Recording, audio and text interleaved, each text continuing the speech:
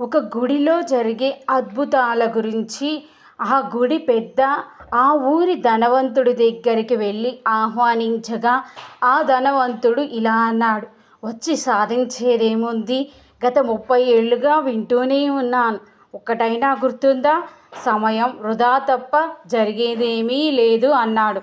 అప్పుడు గుడి పెద్ద చిరునవ్వుతో నవ్వి, నాకు పెళ్ళై 30 ఏళ్ళైంది. నా భార్య సుమారుగా 32,000 సార్లు భోజనం వడ్డించి ఉంటుంది. నేను తిన్న ఆ భోజన పదార్థాలలో నాకు ఒక్కటైనా గుర్తుందా? కానీ ఆమె వండిన భోజనం నుండి నేను శక్తిని పొందాను. అలాగే మనసుకు కూడా దైవ ధ్యానం, దైవ నామస్మరణ వల్ల శక్తి లభిస్తుంది.